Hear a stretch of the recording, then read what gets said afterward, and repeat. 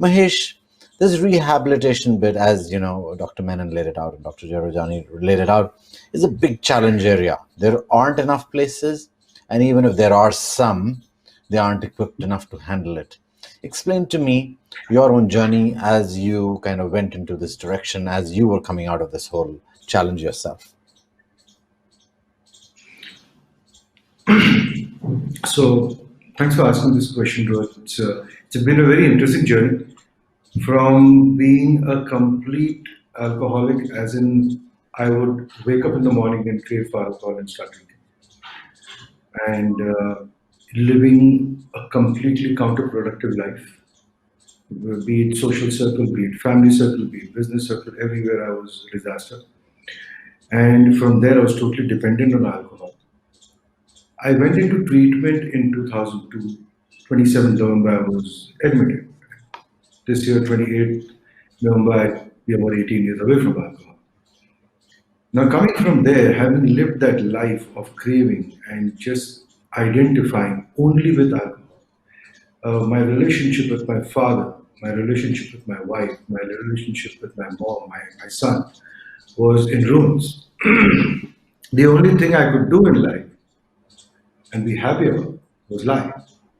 And I would lie not only for alcohol, I would lie about anything and everything.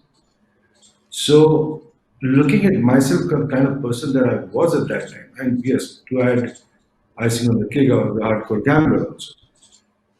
So, the whole alcoholism that happened to me, and I just could not think beyond alcohol. One point that I would like to share with the viewers, which would really help them for anybody listening. I've woken up mornings after mornings, mornings after mornings, mornings after mornings, repenting the life that I was living. I would question myself, like, what am I doing with my life? Why am I drinking like this? If I'm not drunk, this would not happen. If I'm not drunk, that would have not happened. Cursing myself and pledging that I will never drink again. And in flat 10 minutes, I'm fixing myself a drink. Now it's been almost 17 years plus, and almost close to years. I wake up happy. I wake up feeling good. I have gone through a lot of issues in life, maybe emotional, maybe financial, maybe situational. But I know there is a way out.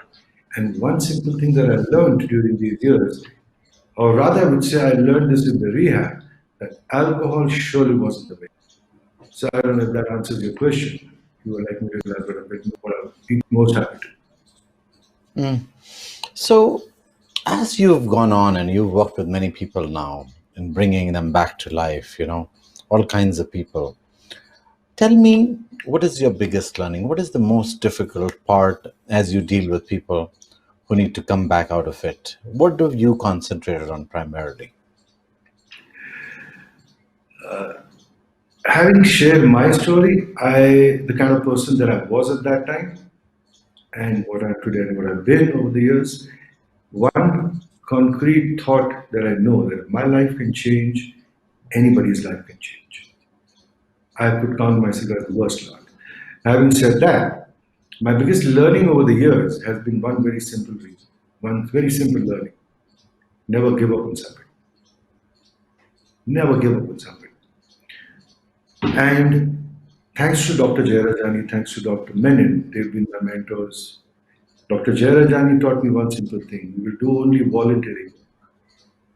And this whole society that we are talking in, we've received calls after calls in the last 15, 17 years, 15 years plus we've been working on this project together.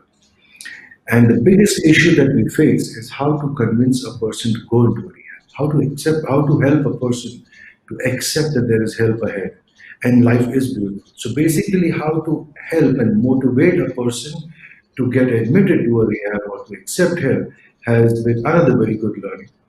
And it's been really amazing the way we have come so far from where we were. And yes, I would still stick to the intent that if I can do it, anybody can do it. And never give up on that person. I tell patients, I said, I'm never going to give up on you. Even if you give up on yourself, I'm still there. But I can't do this without your presence. I can't do this without you.